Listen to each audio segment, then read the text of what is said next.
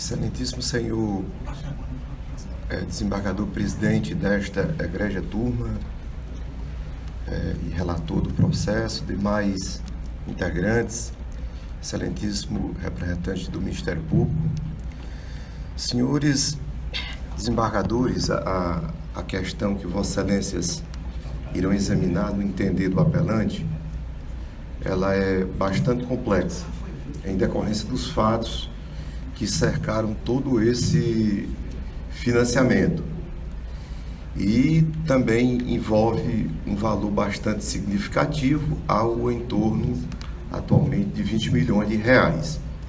Então, essa é a preocupação aqui do apelante, no sentido de tentar colocar alguns fatos que pudesse, no entender do apelante, convencer Vossas Excelências de que a SUDENE, ela agiu de forma, cometeu o ato ou omissivo ou comissivo ao proceder à liberação dessas importâncias através de pessoas que não detinham a representação da SA. Bem, no dia 7 de julho de 92, como consta as folhas 71 do processo, foi otorgada uma procuração pública em favor de dois Valdis, digamos assim, e eles seriam os outorgados, inclusive em causa própria, para que ele transferisse as ações da SA. No dia 20 de 8 de 92, as folhas 86 a 91, foi realizada uma ata da AGE, uma Assembleia Geral Extraordinária, em que realmente o José Rubênio esteve presente. Nessa ata, já se apresentaram como acionistas duas pessoas que teriam sido indicadas, que foram indicadas pelos outorgados, que seria a Lília e uma outra determinada pessoa. Também nessa ata, o José Rubênio, ele renunciou ao cargo de presidente do Conselho da Companhia e, a partir daí, foi o último ato que ele praticou. Por que essa demora de 40 dias entre a outorga da procuração e a assinatura da AGE, onde ele imaginava que ele se apresentando como acionista já seria o bastante?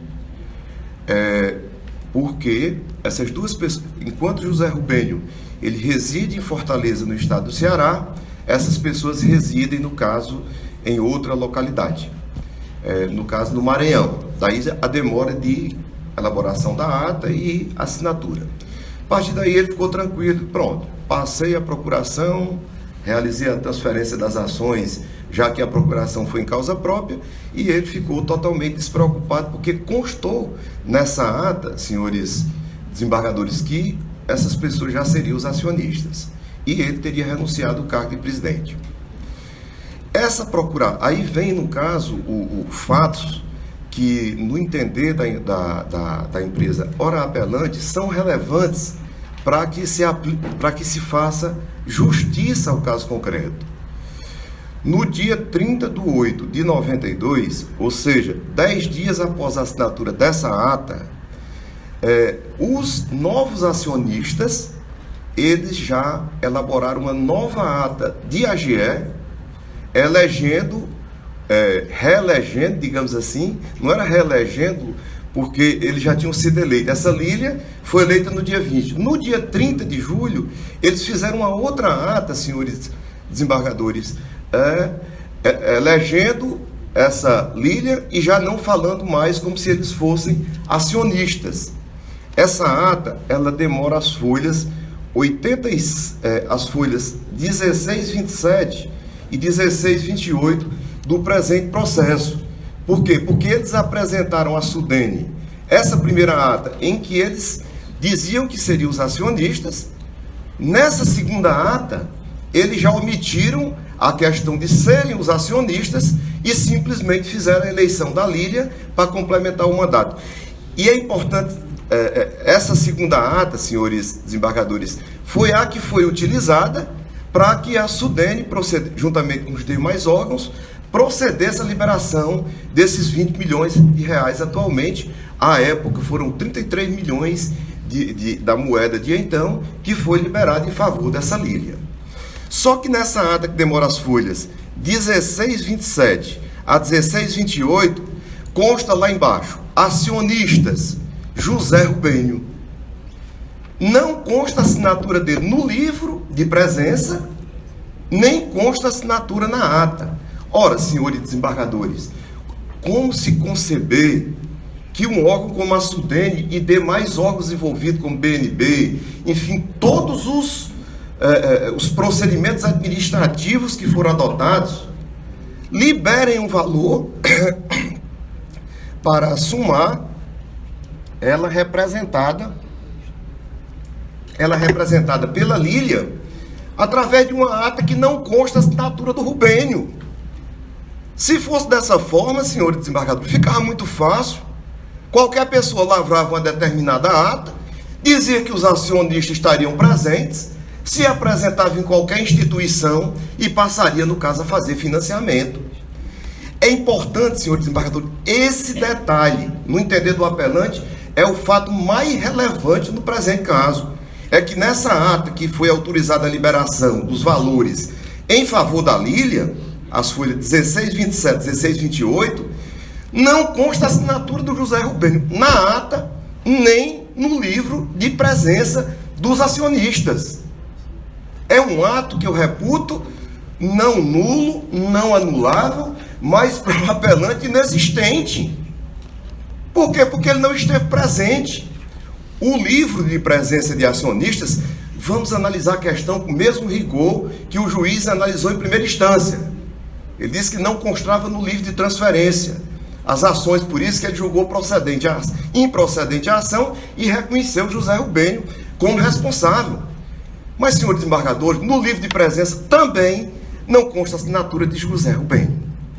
E nas demais atas que constam as folhas 76, 79 a 93, são mais de 5 atas, senhores desembargadores.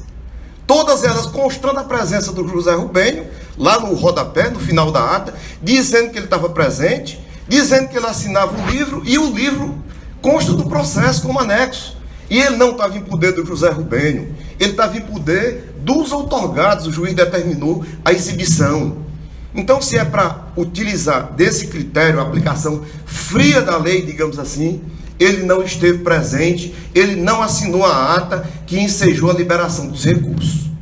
Quer dizer, a SUDENE não teve o cuidado, primeiro, de examinar a ata. Nesse tipo de ata de sociedade anônima fechada, digamos assim, é obrigatória a assinatura na ata e no livro de presença dos acionistas. Então, foram liberados todos os recursos, sem que o José Rubênio sequer tomasse conhecimento. Então, é um fato assim que a gente reputa por demais relevante. Essa ata que aqui está se mencionando, e ela foi arquivada na junta comercial. Não se sabe como é que a junta comercial arquiva uma ata de um AGE, que elege, no caso, o conselho deliberativo, digamos assim, da SA, sem assinatura da ata, porque, no caso, a legislação, da mesma forma que, com o rigor que foi aplicado pelo juiz, a legislação, por exemplo, no seu artigo 100, diz que as companhias têm que ter os livros. No artigo 121, diz que a Assembleia Geral convocada e instalada de acordo com a lei, quer dizer, ele não foi convocado, não existe convocação. E o artigo 130 que diz, os trabalhos e deliberações da Assembleia será lavrado em livro próprio, ata assinada pelos membros da mesa e pelos acionistas presentes. Senhores desembargadores, no caso o apelante, ele não esteve presente em nenhum ato. Ora, a representação da SA, ela não se faz de uma forma tão simples como no caso da limitada. Na sociedade de pessoas, você apresenta o contrato social, quer dizer, lá já consta todos os sócios, né, e o representante legal. Na SA, na junta comercial, não consta o nome dos acionistas. Consta, no caso, quem representa. E no caso aqui, a Sudene e os demais órgãos, eles deveriam, no ato da liberação desses valores, eles terem exigido, primeiro, a ata assinada, registrada na junta comercial, publicada em jornal, publicada no Diário Oficial do Estado de Pernambuco. Nada disso foi demonstrado. E outra coisa, senhores desembargadores, quanto à apresentação da ata, é obrigação de quem está celebrando o negócio exigir uma certidão da junta comercial dizendo: essa ata é a última que está registrada na junta comercial, para se identificar a legitimidade. Se eu vou realizar um negócio com qualquer uma determinada pessoa, apresenta a minha identidade. Olha, sou eu, está aqui o meu CPF.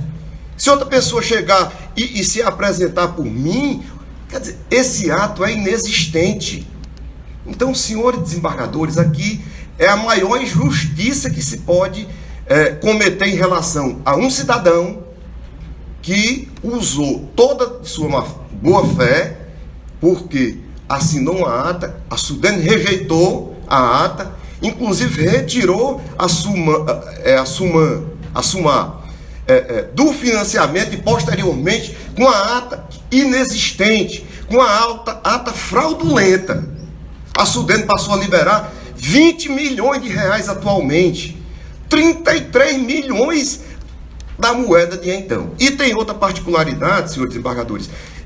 Essa Lília, ela foi eleita na primeira ata que o José Rubênio renunciou e ela assumiu que não foi utilizada pela Sudene, porque se fosse apresentada pela Sudene, a Sudene tinha conhecimento que ela seria os acionistas, porque está na ata que o José Rubênio assinou, dizendo que são os novos acionistas. Então, a Sudene não é um terceiro de boa-fé que não tinha conhecimento, que tinha mudado a composição societária, não. Eu acho que na atualidade, senhores desembargadores, com a devida máxima vênia da decisão que Vossa Excelência vierem a proferir, o julgador, ele tem que perquirir os fatos, ele tem que se aprofundar. Chegou aquela... eu acho que o direito atual, o direito contemporâneo, não pode mais ser visto como, assim, a letra fria da lei. A Sudene, ela tomou conhecimento, sim, no processo administrativo que consta nos autos, consta que a SUMAR foi excluída porque em decorrência de irregularidade de representação. Então, como é que a Sudene tinha conhecimento que havia irregularidade, porque foi apresentada uma ata, e ela, a partir daí se apresenta uma segunda ata sem assinatura e libera 33 milhões de reais, 33 milhões da moeda de então, que hoje se corresponde a 20 milhões de reais. Mas as ilegalidades não pararam por aí. Por exemplo, na primeira ata que o José Rubênio assinou, senhores desembargadores, constou que a Lília iria complementar o mandato dele, que terminava em 93. As folhas, no caso aqui as folhas...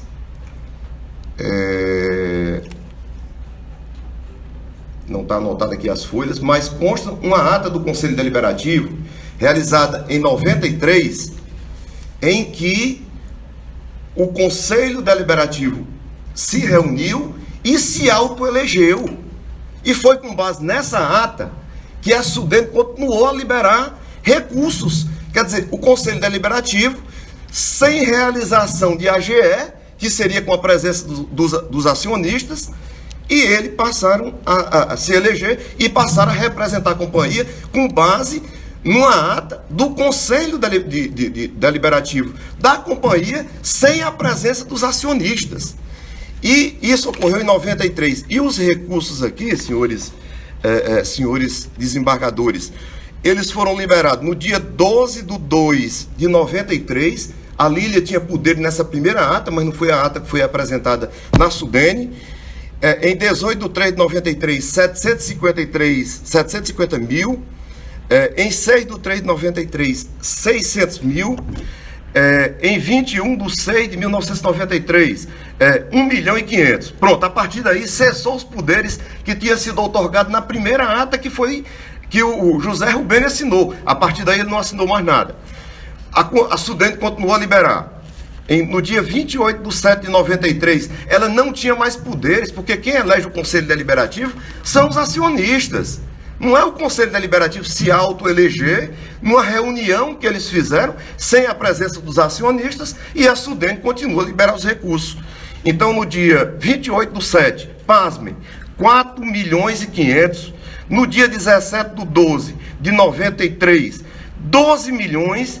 E no dia 6/4 de 94, 13.381.000, sem que o José Rubem, sem que a Lília tivesse mais poderes. Porque se o José Rubem não era mais, se era acionista, evidentemente ele deveria ter participado desses atos. Então, senhores desembargadores, deixaria no caso aqui uma frase só para reflexão, aquela consagrada que diz: lute pelo direito, mas se houver o conflito entre o direito e a justiça, vamos tentar lutar e vamos tentar fazer justiça. Porque é injusto que uma pessoa tenha que pagar 20 milhões de reais atualmente por nenhum ato que praticou, todas liberações através de assembleias nulas, digamos assim, inexistentes, porque não consta a assinatura deles. E a Sudene não era de boa fé, porque ela tomou conhecimento, através dessa ata que o José Rubem assinou, que ele, no caso, estaria transferindo o controle societário. Então, senhores desembargadores, fica aqui esse apelo. Eu tenho certeza que Vossas Excelências saberão fazer justiça e dar provimento ao recurso no sentido de julgar improcedente, de julgar procedente a ação. Muito obrigado. Bem, Sérgio, este é um processo que não é fácil em um certo sentido. Se adotarmos um ponto de vista meramente formal e entender que as ações não foram transferidas, então a solução seria fácil. Se procurássemos adentrar na apuração da verdade real e procurar saber se realmente este cidadão, ele de alguma forma se beneficiou